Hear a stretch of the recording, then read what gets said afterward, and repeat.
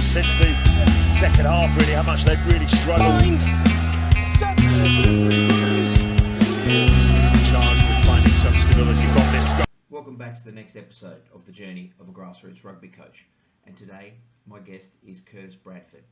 Curtis began playing rugby as a child back in Wales, and since then has used rugby as a passport to travel the world, and is also taking up coaching along the way.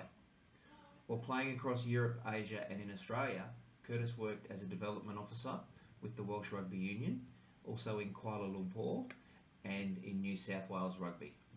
In 2018, Curtis stopped playing due to a lengthy run of concussions, at which point he decided to move to Austria to begin working with the national team in developing their national program around 7s and 15s, as well as being the director of rugby at Rugby Club Graz, guiding them to their first ever national championship. Since this interview, Curtis has taken the next step in his coaching journey and has moved to Italy to coach VII Torino. During our chat, we spoke about managing teams and building connections with parents, partners, and all the other external stakeholders that are involved with what you do. We also discussed getting the balance right when you have new players and experienced players in the same environment, and coaching skills in a non-rugby country. I hope you enjoy this episode and take some things away from it. I took a lot away from it around skill development and making sure you're connected with your players. As always, like the pod, feel free to pass it on to whoever you think can benefit from listening to it. Make sure you subscribe so you get the updates as they come out. Thanks for listening. Thanks, Curtis, for your time, and I hope you all get something out of this. But again, that's coming back to the coach education versus coach development, isn't it? So some people might just do it for the sake of saying they've done it, and I've been educated today, but they're not really developing. If you go in with that mindset, if you're just doing it to tick the box or get a piece of paper, a certificate, that's not really coach development, I don't think. So I think if you can go on those things with an open mind, or have those conversations with an open mind, and it might even be talking to your players as well. I think we kind of, as coaches, we think that only coaches know the answer, and a lot of the time the players, even at lower levels, the players know what works best more often than not. So just talking to your players is a huge thing as well, and whatever level, because I think if there's one thing kids love, it's to be trusted with things like that. So even coaching kids, talking to them, asking their opinions, I think that's a really useful way to learn about the game you're coaching, because that's different for everyone based on the level they're at, but also learn about what your players know and what feels best for them. And I think that's a powerful tool. He can't find it. That's a mighty shot. A mighty Leicester. All right, mate. Well, let's make a start. Yeah, sure. And we'll just go where it takes us, mate. So just for our listeners, Curtis, just in a nutshell, who you are, where you are at the moment, and what's your involvements with rugby and with the grassroots game. Cool. So I'm Curtis, as you said. I'm based in Austria. Here I'm coaching the Austria national rugby team. So primarily I look after the sevens program with that for the men and the women, but also I'm involved in the 15s program. And then in terms of grassroots sport, I'm also coaching a club here called Rugby Club Graz, which is a completely amateur team based in the city of Graz. And then prior to that, I've had roles sort of all over the place, really, primarily working as a community coach or development officer with various sort of unions around the world.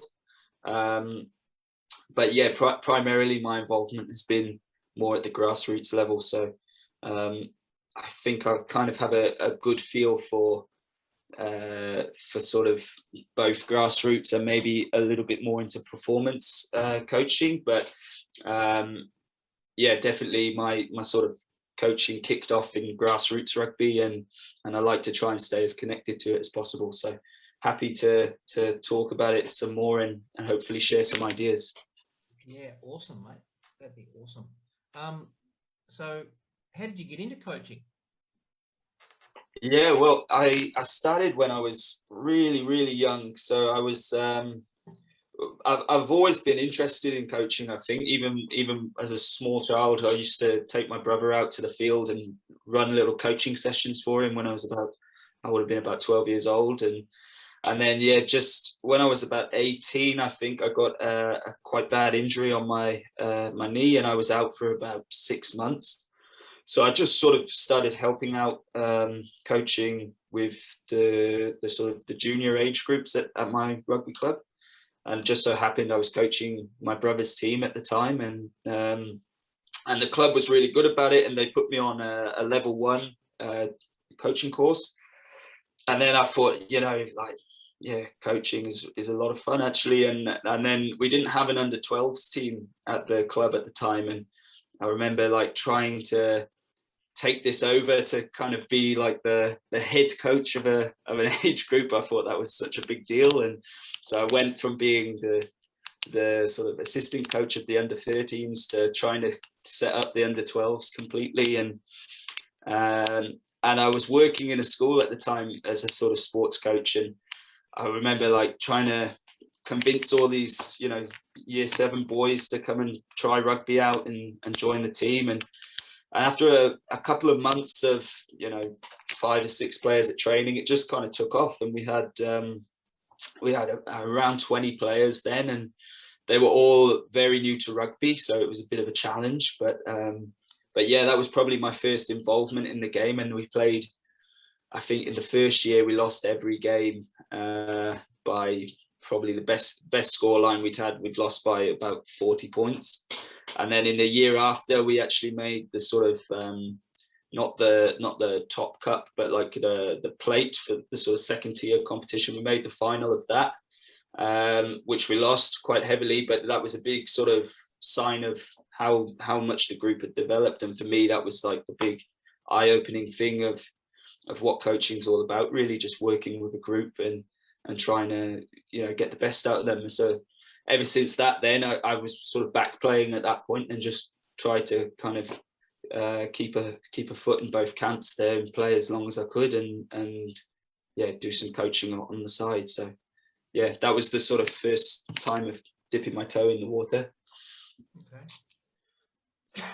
Yeah, it's interesting. I've had a few coaches come through that way through an injury. It's sort of that path, or you're a dad and you can just play, or that recently retired player that just wants to stay in the game. So yeah, it's good to just get those different perspectives of how coaches get involved, sometimes sucked into coaching, and then it just goes from there. So have you had any heartbreaks or disappointments as a coach that you could pass on to some of the less experienced coaches? Because we've all had them.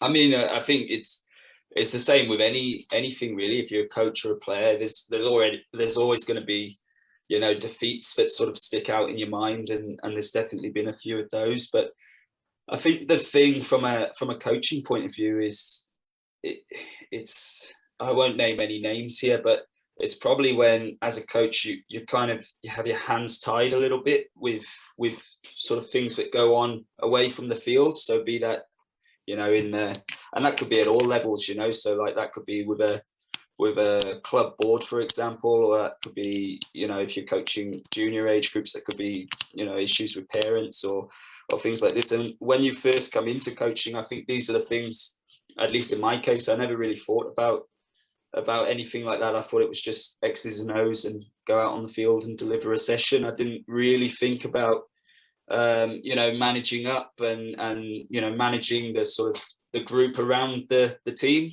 as much as I do now. So that's probably the biggest disappointments are probably with myself there, but I probably haven't managed those, at least in the early days, didn't manage those as well as I possibly could have.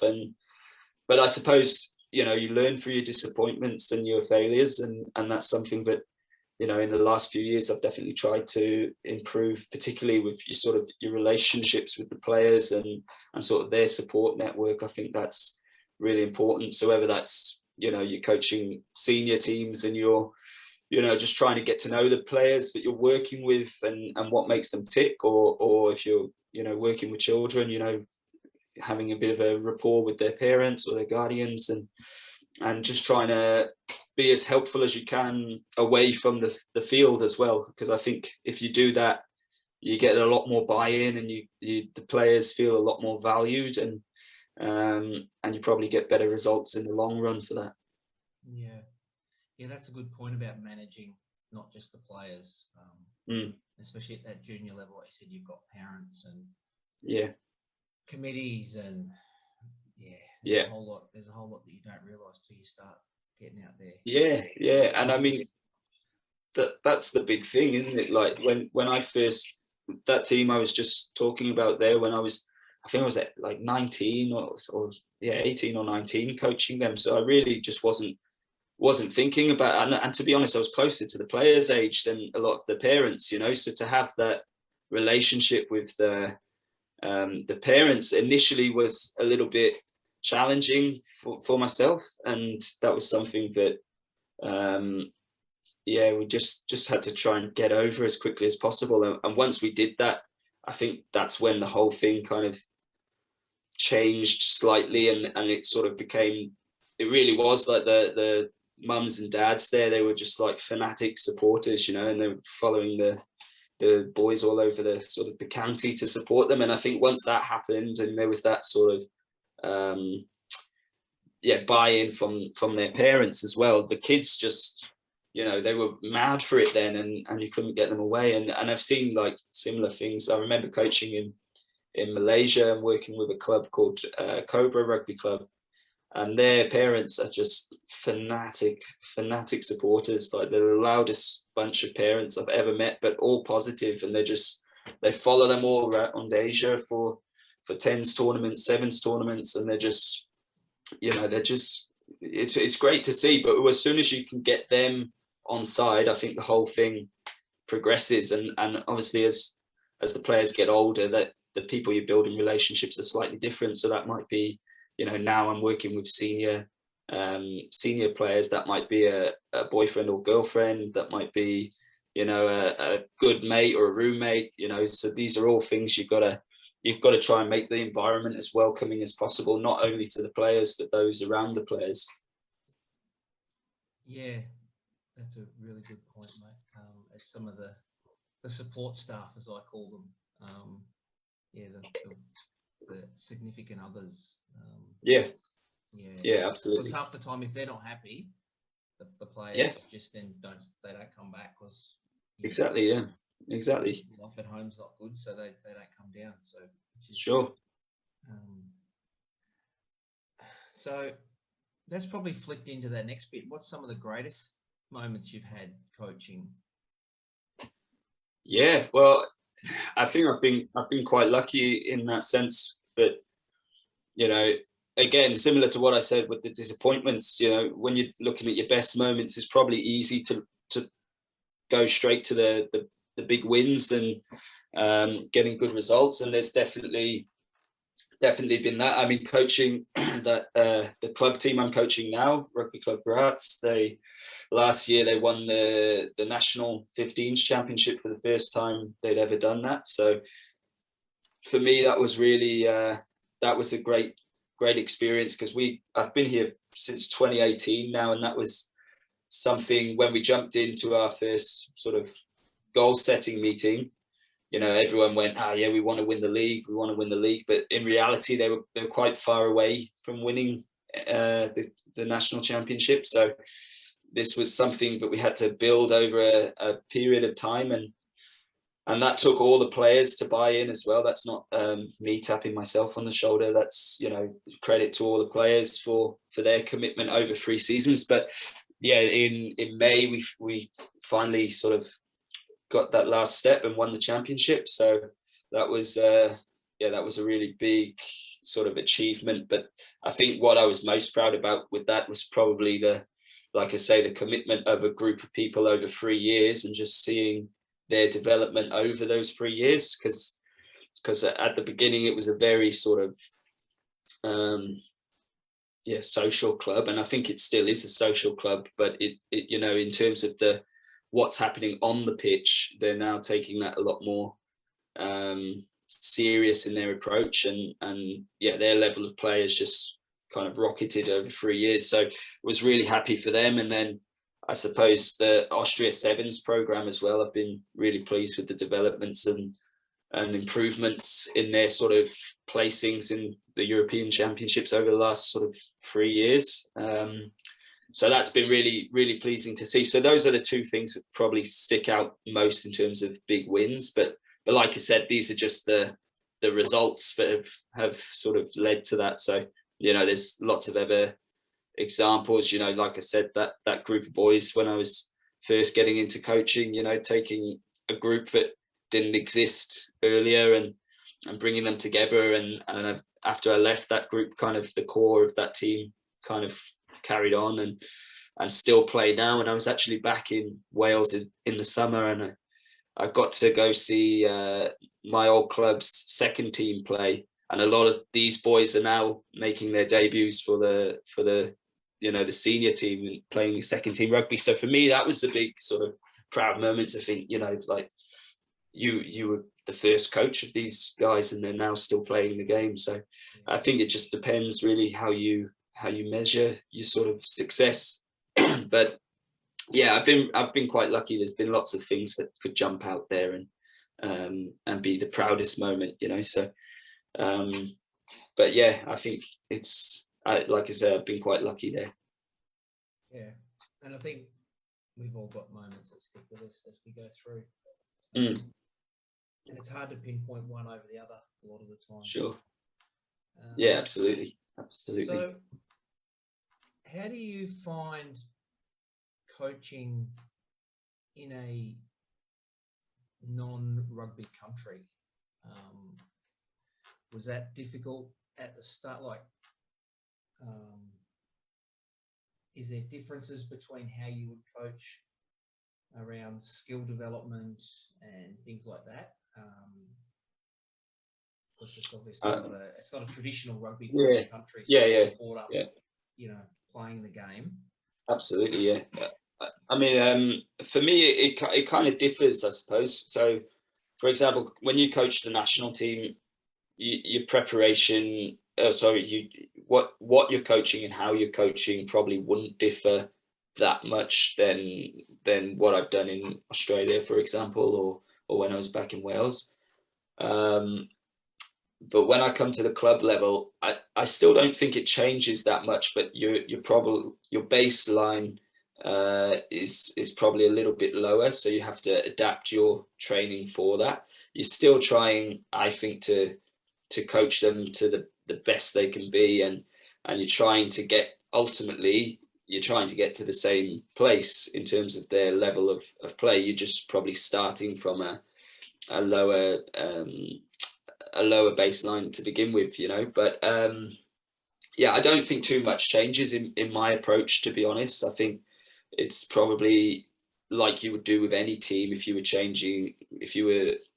you were leaving a senior team to go and coach an under-12s team, you'd obviously make adjustments for that. So I don't think it's too dissimilar to anything like that. I think it's just the problem you sometimes have here is, you know, you get, for example, with the club team, you sometimes would get a player who just comes along to try rugby for the first time, and then you have to try and incorporate them into what you're doing with the team that's going to play in the competition on Saturday.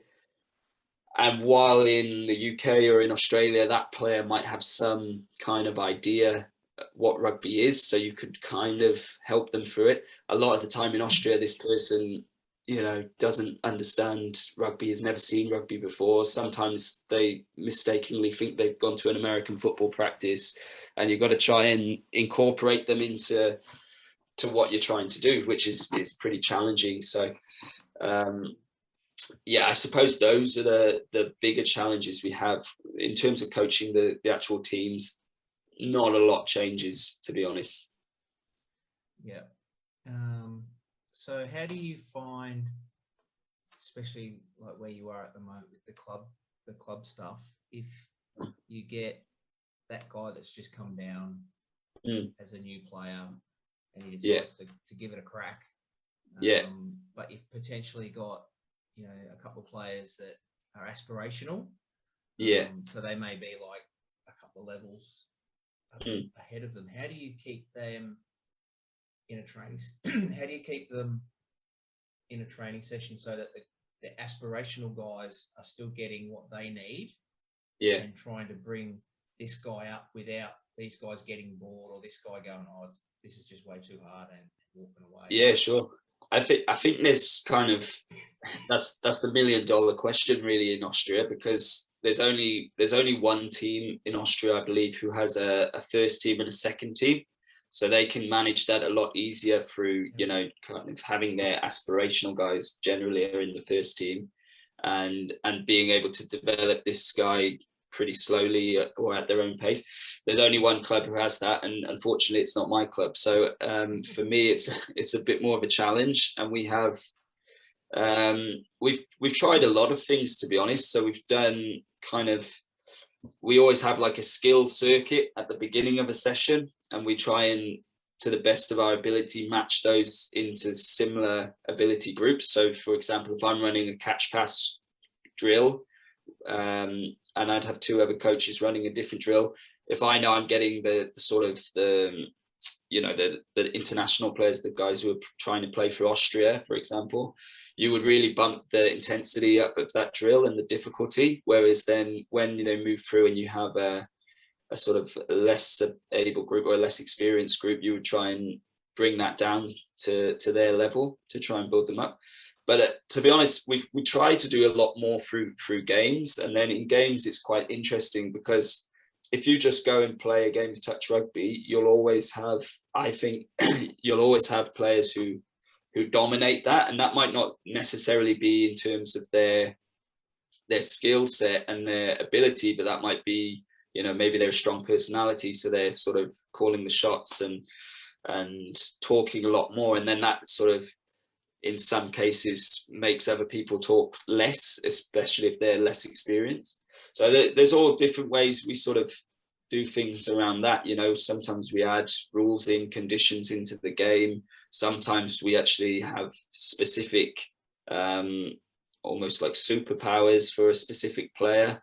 So for example, this player can't score, or you know, this player, you have to get this player the ball before you can score, which is all stuff you would do, you know, further down with kids probably, but we just try and put that in. And when you do that, you can then integrate the less experienced players and give them some involvement, but you can also challenge your more experienced players. And so for example, if we're saying, you know, there's got to be 3 phases, minimum of 3 phases before we can score a try, well then you've actually got your 9 and 10 are actually starting to think a couple of phases in advance, and that's just one example, you know. So that things like that, I think, are probably the way we try to do it.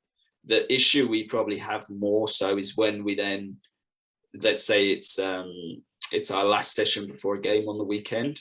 How do you then incorporate those guys into the tactical sort of work you're doing ahead of a game on Saturday? So I think that's more where, me personally, that's where I have a lot of growth to do, because I'm sometimes struggling what to do when we've got, you know, 2 or 3 guys who maybe aren't involved on Saturday, and you don't want to just, you know, let them hold tackle bags and things like that, but they're probably not at a level where they can you know, run in the first team just yet. So that's probably the area where I need to make adjustments and improve. And you know, I'd be keen to hear anyone's ideas if they send them over to you later. But in terms of the session as a whole, I think, you know, games are a really good way to do that. And you can kind of, it's interesting as well, because you can then increase the pressure on the players you want to increase pressure on, and see how they react to that. And you can add the chaos in, or you can add structure in, depending on what you want on game day on Saturday. So I think these are all really good tools as a coach, and you can be very creative with that as well. And if that's not your strength, then there's plenty of good examples of that online as well. So I think for me, that's probably the way I like to do it mostly, is conditions on games, rules, superpowers, and things like that. I think are quite effective.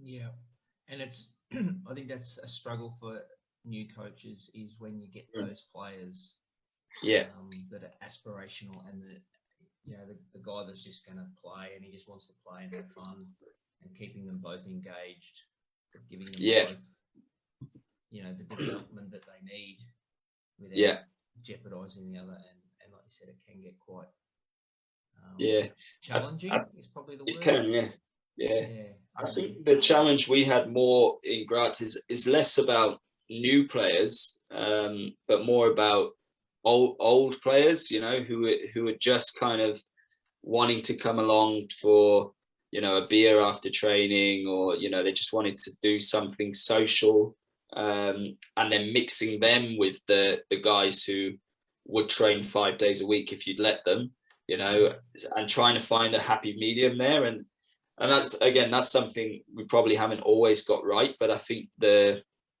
mix is kind of come along and progress nicely over the sort of 3-4 seasons now. But ultimately the players drive that. The players have to be the ones that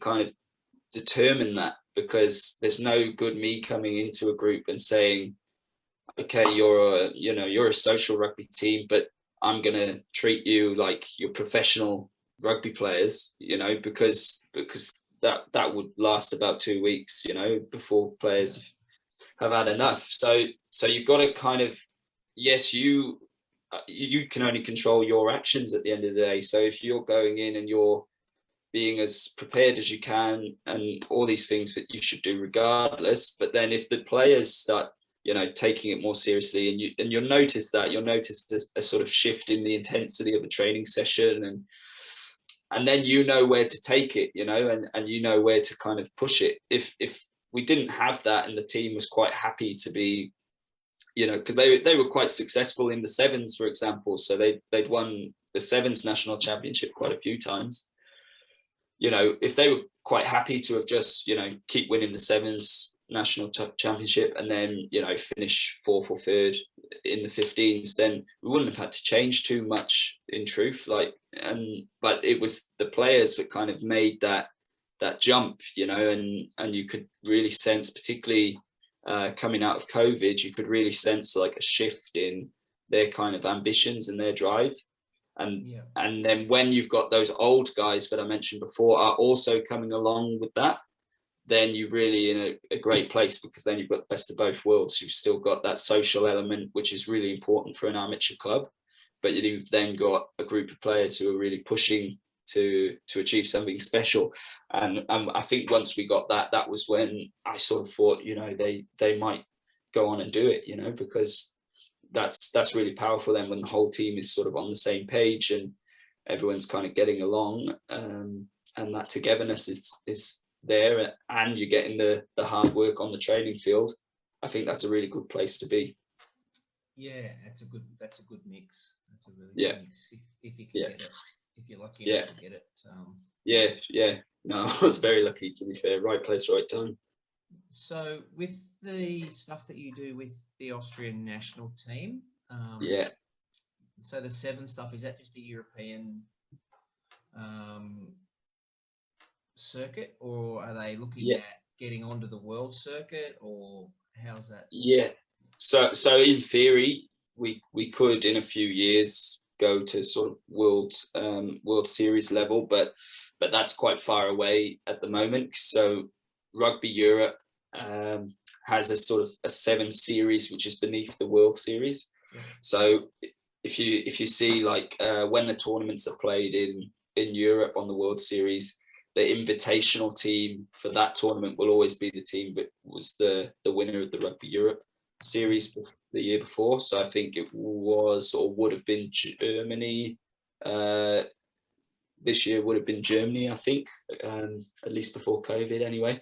And in years gone by, that was Ireland, before Ireland got onto the World Series full time. So So in order to do that, you have to be in the top level of the European series. And I think right now we are 2 below that. So we'd have a little bit of work to do to get there. But right now we play a sort of a one-off tournament with the men and with the women. And that's still the Rugby Europe sevens competition for the year. And then in terms of our preparation for that, you know, we're having a lot of camps, particularly sort of in the spring leading into that summer tournament. We have a lot of camps, and this year hopefully we can get to having some preparation tournaments as well. Now things will hopefully be a bit easier with COVID. And but yeah, like I was touching on earlier, I think the developments has been pretty good in that sense, because I think the year before I joined the men's program, I think had finished 8th place or something, but they had won 2 games out of 6 in their tournament. The year after we finished 10th, but we won 3 games out of 6. And then last year we went from 10th to 4th. So that's been, you know, good progressions with the men's program. And then with the women's program, they were in the tier above the year before I joined, and had got relegated. So, you know, with that group, it was a little bit difficult in a way, because, you know, there was a group of girls who were really, you know, and they'd been together a long time as well. So they were really sort of comfortable in what they were doing, and you know, a great group of players, and were extremely sort of self-motivated. But I think they were just a little bit down on confidence at the time. And then, yeah, like in that first year, they came 3rd place, and they played some really good sevens. And we lost a year for COVID. And then last year we had a sort of quite a lot of new players coming into the program, and they still managed to get silver this year just gone. So the progression still is there. We've gone from 3 to 2nd, and hopefully next year, with players coming back in, plus the players that sort of had an opportunity last year, our player pool has grown significantly. And I think the women's program is in a really good position going into next summer, hopefully. So it'd be really interesting to see if we can continue that development with the men and the women. But yeah, I think it's been quite good here with the sevens, to be fair, and we're quite lucky the way the season's structured. We actually, particularly with the women, we get quite a lot of time compared with other unions and other coaches I speak to. We get quite a lot of time together pre-tournament. So obviously any coach would tell you you don't have enough time and you would like more time, but relative to a few other unions, I think we do pretty well there. And of course there's room for improvement, but I think we do relatively well. The big thing for us is we would just need more tournaments. I think more chances to play together against good opposition. But I think this is a problem across the board at the moment for that sort of tier 3, tier 2, tier 3, tier 4. You know, it's all the same sort of issues really. Just need more opportunities to play at that level. Yeah. So around the development side, especially for coaching in Austria, again being in that non-rugby country, what sort of opportunities is there for you guys to develop as coaches, and what other advice could you give young coaches looking to develop themselves as a coach? Yeah, so I think within Austria, we're in some ways we're quite limited, because we have to do, or the coaches coming up have to do their World Rugby qualifications, so they're level 1, level 2, but this is all run by Rugby Europe. So I think there's normally about 1 course a year. So you know, if you miss your application for that, you're in a bit of a sticky situation. So in some ways it can be difficult, but then I feel this is kind of the difference between coach education and coach development, you know. So for example, I've done my level 3 coaching course since I've been in Austria. I was lucky to do it, but and you'll probably know yourself, but when you do courses like this, I actually find that most of the time you learn a lot more just talking to the other coaches on the course than you do actually from the course itself. And I think that's the big thing I would say to young coaches is just talk to as many coaches as you can who are in similar situations to you, who are more experienced, who are where you want to be ultimately, depending on your aspirations as a coach. And I think the more you can do that, the more you can then pick ideas that you like and leave the ones you don't like to suit ultimately the type of coach you want to be in the environment you're currently in. So I think that is more practical coach development, whereas I think the course is more sort of theory-based coach education, and you know, at the end of the day you'll get your certificate to say, you know, you're a level 2 coach or a level 3 coach, whatever it is, but ultimately I think your improvements as a coach come from, you know, going out and getting those experiences. So be that either coaching the team yourself or you know, seeking conversations with other coaches to try and get some best practice going. So I think that would always be my preference, going out and getting the experience. And for me, I think that's what I see from coaches in Austria. The ones that I think develop the most are the ones that are a little bit vulnerable and they put themselves out there to experience new things or have conversations with the right people. So I think that's probably where I would advise any young coaches or new coaches to go in terms of their own development. Go and seek people out and ask questions. Yeah, that's good advice, mate. And something that I was terrible at when I was a younger coach was seeking out people, because I just thought, oh, they're going to think I'm an idiot.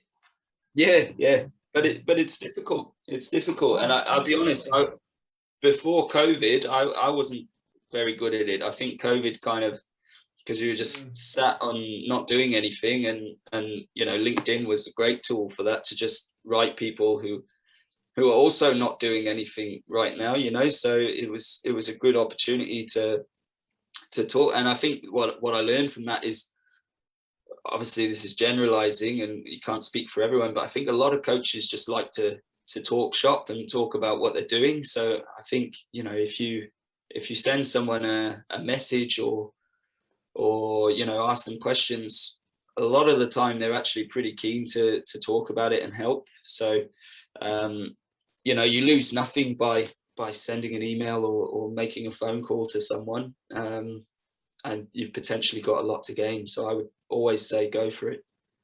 Yeah, and that's one thing that this COVID's 2 years or whatever it has been has taught me, is that there's so many people out there that are just willing to have a chat, you know, just discuss something, you know, and just see where it goes. And absolutely, yeah. You know, I've been on plenty of those Zoom chats and WhatsApp groups, and you know, people, like, and as you said, people from all around the world are just sitting around hoping. And I think too, as coaches, if we're not, because we're not coaching, because we were locked down, we were getting sort of, we wanted to challenge ourselves as well. Yeah. So it was like someone would ask us a question, or there'd be a question thrown out, and you'd start trying thinking, well, you know, how can I, you know, help this guy, or how can he help me? Yeah. You know, trying to still keep your brain ticking over in that coaching mode while you're not actually coaching. Yeah. No, I think that's a good point. And I think coaches are a bit like players like that. If a player hasn't played for a long time, they take a little bit of time to, you know, get their sharpness back, you know, when they return to training.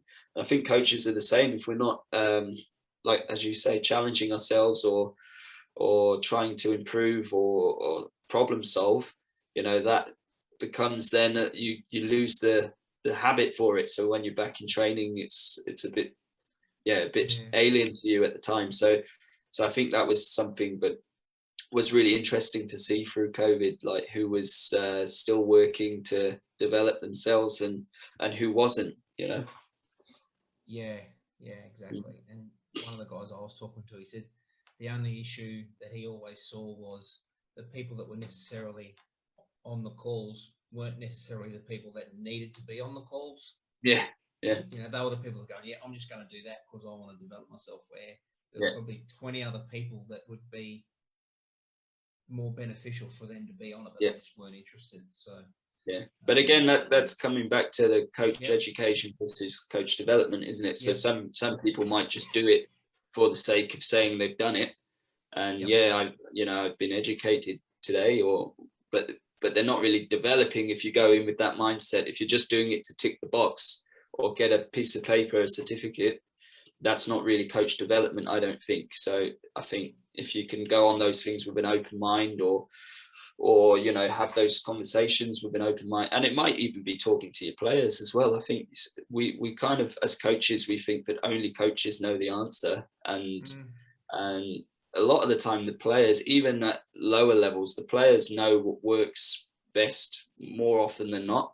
So just talking to your players is a huge thing as well, and whatever level, because I think if there's one thing kids love, it's to be trusted with things like that. So even coaching kids, talking to them, asking their opinions, I think that's a really useful way to learn about the game you're coaching, because that's different for everyone based on the level they're at, but also learn about what your players know and what feels best for them. And I think that's a powerful tool. Yeah, and I think by giving the players that bit of buy-in or asking them the questions, it actually then empowers them a little bit more to go, well, guys, this is how you guys thought this was going to run, and now you aren't, for whatever. Just gives them that little bit of buy-in, and often makes it easy to make it work, because that's what they've thought about doing. They want to do it this way or that way, and whether it might not work, and they go, oh, okay, that doesn't work. But I think under pressure, people revert to type, don't they? So when you're in the game, and maybe you're under the pump a bit, and you're a few scores down, players will revert to what they know and what they believe in, I suppose. So if you take the players on that journey with you, it's not just, okay, this is the game plan, this is how we're going to attack, this is how we're going to defend, go and do it. If you actually bring them along and ask questions, what do you think? How do you think we could do this better? Then I think you actually get the buy-in, not only just generally, you get the buy-in at those pressure moments, and you understand that everyone is on the same page because they've come up with the plan as well, or at least they've had some input to it. And I think that's a really important thing. And I think as well, like, coaches say it a lot, but I don't think we practice it enough, where we talk about empowering players, but then as soon as we're under pressure, a coach jumps in to try and solve a problem. I think people talk a lot about giving players responsibility, but then they are very quick under pressure to go and take that responsibility away. So I don't know how it is in other sports, but you see it all the time in rugby at grassroots level, where if a team's conceded a try, the coach will run behind the posts to give them a little team talk or a little G-up. But you're actually just solving the problem, or trying to solve the problem for the players. So then when they come up with another problem, the players are waiting for you to solve it rather than trying to come up with something themselves. So I think that's, and I'm not saying you should never go behind the post. I'm sure there's a cutoff point, but I think for me, we talk a lot about empowering players, but then we're very quick to take control back and try and give the knowledge we know, or give our opinion, whereas sometimes you just got to let it play out, I think. And through doing that, you actually then discover which of your players are, the leaders, who are the followers, how much do they actually know, how much do they actually believe in the game plan you're preaching to them 2-3 times a week in training. And I think that's the only real way to know, is to see it under stress, and then sort of let the players come up with the solutions. Yeah, and I think sometimes that's an ego thing from the coach. Yeah, absolutely it is. Absolutely. And going back to that bit where you get the players buy-in, and you're actually building game sense into the players, and that they're expanding their knowledge on, okay, next time we're in this position, I'm gonna do this instead of that, or at least that's how we learn, is by making mistakes and errors. Yeah. So. Absolutely. But it's interesting what you just said about ego there, because it absolutely is about ego. And I think, we all have egos, but I think it's sometimes you've got to rein it in, and sometimes you've got to just let it go. And I think knowing when to do that as a coach is really important. And I think in those situations, if that's the type of coach you're trying to be, because that's of course that's only one way to coach, is to empower the players. You could be a bit more authoritative and prescriptive in what you're trying to do, and that's fine. But if you're going down that route of trying to empower players, you've got to try and park your ego a little bit and give the players that space, and not try to solve every problem for them. And I think that's a trap for at least at the level I'm at, I see quite often is coaches say they want to empower players with their words, but then their actions are a lot more prescriptive, and then they wonder why the players can't solve things for themselves, and that is a bit of a blanket statement, but I do think that, as you say, it comes down to ego really, and not knowing when to pull it back and when to let it go. Yeah. And then when we do ask, it's about how we ask those questions to the players. Yeah. Which again takes practice and time, and absolutely knowing your players. Yeah. I was listening to a pod today with Alex Dombrandt at Twins, and they're talking to him about that semi-final against Bristol, where they were 21-7 down at half time or something. And he goes, "Mate, we walked into the change rooms at half time and everyone was calm." Yeah. Said there was no raised voices there. Everyone was just so calm. He said, "We knew we would win this game." And I just went, that is powerful.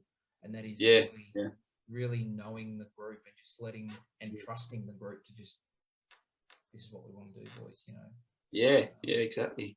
And I mean, I definitely have made mistakes around that, and I'm sure a lot of coaches have, but I think, that's again, how many times do you see it as a coach where, you're telling your players to be calm, or you tell players, don't talk back to referees, but then you're blowing up on the sideline every time a penalty goes against you, so you've got to practice what you preach at the end of the day. So if for example, let's stick with that example, if you're saying, you don't want to have players talk back at referees, or you don't want players to be, dirty or throw cheap shots or things like this, but then you're projecting something different in your actions, you can't then wonder why players behave a certain way. And I think, again, it's something I try to talk about quite a lot, is having a sort of a no blame culture. It's not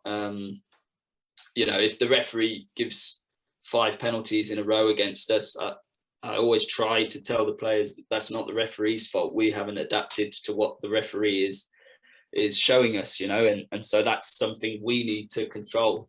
There's no use worrying about the referee or complaining about the referee. We need to change the pictures we give a referee.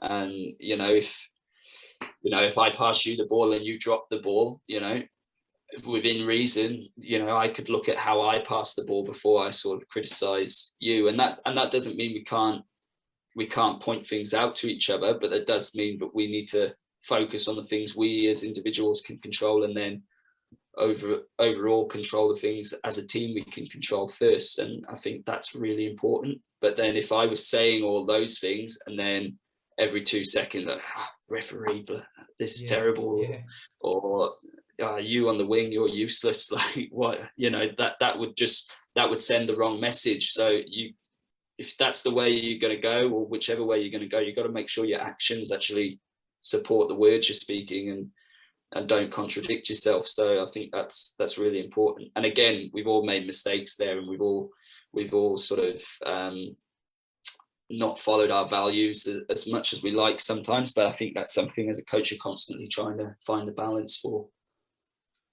Yeah, absolutely. I know I've lost it a few times with players. Just, when you reflect back, you just go, that was not cool. That was not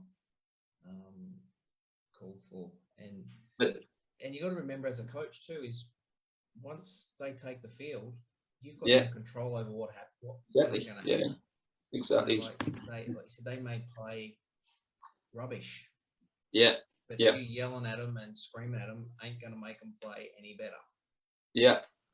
And I think that's the thing, though, is, you know, I've lost it at players as well, but I think sometimes you got to understand that sometimes that isn't the right thing. Like you spoke about with Quins there, I think that's a great example. That you know, it wasn't needed, and so, you know, that coaching group, you know, they knew exactly what to do through knowing their players. We all get that wrong from time to time, and I think sometimes you've got to be, you know, big enough and brave enough to own it when you get it wrong as well, because that's how you then build trust, I think, is by, you know, owning when you, because again, I'm talking about accountability. You know, I can't tell a group of players to be accountable if I'm not being accountable when I get something wrong or I misjudge something, you know. So you have to lead by example, I think, and you lead by example with actions, not with words, I think. Yeah, and I think that's a good point about having that ability to say to the player, even in a training drill, you might go, guys, this is absolute crap. Because it's not what I pictured it was going to look like. It doesn't look like. That's on me. That's on me. And all of a sudden, it just gives a little bit of vulnerability, but it also then gives the players the opportunity to go, well, hang on, he's actually admitted he's got something wrong. So they don't then feel so bad to go, yeah, sorry guys, that's on me. I dropped that ball cold. Sorry, won't happen. Because it, like you said, is that no blame. You know, sorry guys, I lost it on the weekend. That's on me. Blah blah blah. Just, like you said, just shows them that we all make mistakes as well. Absolutely. And I think it's interesting, though, because I think when you talk about things like this, people kind of they misunderstand, and they think that, you know, it's kind of a kumbaya kind of thing, and no one's calling each other out for mistakes, and, you know, there's no coaching going on. There's still got to be honesty there, you know. So, you know, if I see, for example, let's say you're throwing into the line out and I see your technique's not right, that doesn't mean just let it go, but it also doesn't mean that I know better than you as well. So, you know, it's a conversation that's got to be had, and I will give my honest opinion, but you can project that, I think, in a way that isn't always confrontational, and you as the player know I'm trying to support you and I've got your back, kind of thing, rather than me screaming at you and you're, you know. And especially, like, so I had a player once who was a hooker, and I remember he missed his throw, and the forwards coach was blowing up on him on the side, like, every time he missed a throw, and this guy was a good thrower, like he'd be like a 9 out of 10 every week, you know. He's a pretty good thrower. But this week, like, the forwards coach just got on him and was yelling at him all the time, and I think he missed pretty much every throw, and we had no line out that day. And what difference would it have made if, instead of shouting at him, he just sort of, you know, said to him, like, okay, you just need to keep your elbows in on this throw, or make sure your follow through is a bit better, and just supported him through it. You're still giving an honest opinion, you're still giving an honest coaching point, but the way in which you can do it, I think, that's the key to coaching. It's how you deliver a message, and then also knowing that different players respond to different things as well, because there will be some players who need to be sort of not challenged, but they need that sort of adrenaline from someone shouting at them. And I think this is someone to kick them in the ass. Exactly. And I think this is becoming less common, I think, but there will still be occasionally someone who needs that, and I think that's, again, coming back to knowing your players, isn't it, as a on an individual basis, and getting to know, like we spoke about right at the beginning, getting to know them, getting to know what kind of background they're from, because if you get that wrong, you only get it wrong once, and then you've lost that player, I think. So it's really important to understand what you need to understand the the man, not the rugby, or woman, not just the rugby player. And if you get that wrong, like I say, you can only get it wrong once, I think, sometimes. So but it's why coaching is such a difficult job, because it isn't just X's and O's, you know, and we all get into it thinking brings us right back to that first point. Yeah, it's not about sometimes it's not about the players, it's the exactly management of everything else around. Exactly. And you're not worried about the player itself, you're worried about everything else that's sitting around them. You know, they might be having a tough time in their relationship, they might be having you know, a rough time at work or at school or whatever, and that's actually affecting the way that they're training, the way they're playing. And, absolutely.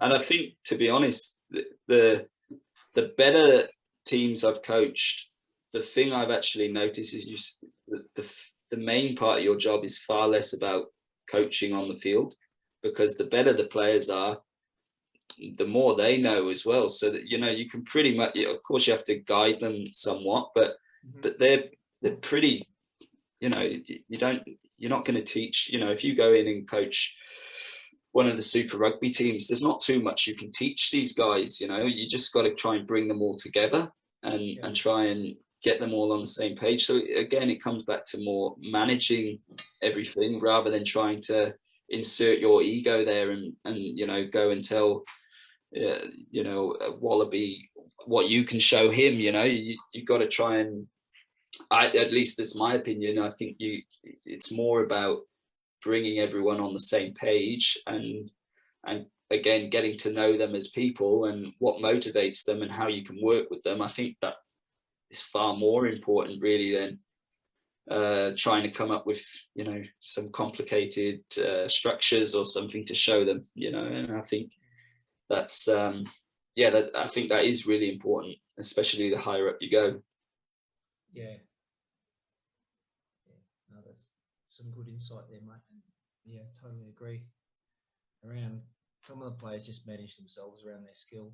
They know when they haven't done it properly. Exactly. That hooker knows he's thrown rubbish. You know, like you're not going to get an argument from him, or you might if you deliver it wrong, but he knows. Like the goal kicker knows he missed that kick. The fullback knows he missed the tackle.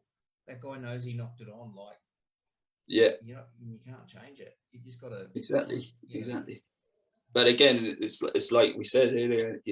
It's knowing that player, because sometimes that might just be, so and so is not at the races today. He needs a bit of a G up. If you know that's like going to motivate him by giving him a little bit of a, you know, shouting at him a little bit. But then, you know, for some people that just, they go into their shell, and you're just going to make them play worse. So it's all about knowing the person and trying to get that right as best you can. Yeah, working out whether you need a big carrot or a big stick is crucial with absolutely at any age. Yeah. That's really good stuff, mate. So if you could go back in time to that first sort of few years when you were coaching, if you could go back now, what advice would you give yourself knowing what you know now? I mean, it probably comes with a lot of what we've just spoke about, but I think the big thing is that as a coach, you're serving the players. It's not really about you. It's not the players, you know, performing for you. At the end of the day, you represent a club or a team or school, whatever it may be. But ultimately, the players are the most important part of the piece. And as a coach, you are trying to get the best out of the players so that the players are successful. And then that makes the team successful. It's not about, and I hold my hand up. When I first started coaching, I thought it was, you know, if I got this team to the final, like, I'm a fantastic coach, and then I'll get the next opportunity. And, you know, in 20 years, I'll be coaching a Lions tour to Australia and everything will be great. But it's not about that. Like, it's about trying to get the best out of the players that you have. And if you do that effectively, then it all kind of takes care of itself. But I think if you get into it with the mindset that I got into it, where it's what the players can give me, then that's difficult. And the quicker you can change that to what can I give the players, or how can I support the players, I think the better you can affect change there. And I think if I could go back, that would definitely be the thing I would change pretty quickly. And then similar to what we've just spoke about is that sort of player management side of it, or that people management side of it. Because like I said, when I first started, I thought it was just, we're going to run some cool backs moves, and that's going to be very exciting, and that's going to win us every competition going, but that's really important at under 12s level. And like I said, the more we moved on, it's kind of you actually realize that that's far less important than it appeared at the beginning. So I think if I could go back, it would definitely be to be more sort of player centered and player driven than coach driven. And I think I probably relapse a fair few times now and again, but I do think that I'm slowly making those changes, which is good for me. I think it's much less stress that way. Yeah, and that's it. We all have our bad days as well as coaches. Yeah. And I think if you've got that relationship, you can say to the players, guys, I'll just, I've had a really bad day at work, or whatever it is. So, I'll get off tonight. Sorry about that. And it just, like you said, just gives the good impressions around for everybody. Yeah. But that's that human element, isn't it? And again, you can't ask the players to be vulnerable, and you can't ask the players to come forward with things if you're not willing to do the same. So again, it comes back to leading by example. Yeah. Mate, this has been awesome. I've got a couple of pages worth of notes here, so that's really great. Good. Appreciate your time. Oh, thank you, mate. Thank you very much. And I'll let you know when this is going to go out. Yeah. Okay. And we can go from there. Perfect. Well, thank you very much for having me, mate. I enjoyed that. Mate, thanks so much. I think people that listen will get a fair bit out of this around that connection piece with players, and how important it really is. So that's great, mate. It's really good. Terrific. Okay, mate. Well, I'm glad you liked it, and just keep in touch. Let me know where it is, and I'll do my best to promote it my side. Awesome.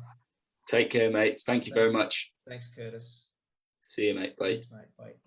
Move off their own ball. That is monstrous. Being held at the back by the foot of Ben Norman, kept in England, marching it on. Will they get a penalty? Still there. There is the penalty. Dominic in the scrum. Have you ever seen a touch been obliterated like that? At this set piece, this way, they marched all the way to the try line. That was extraordinary.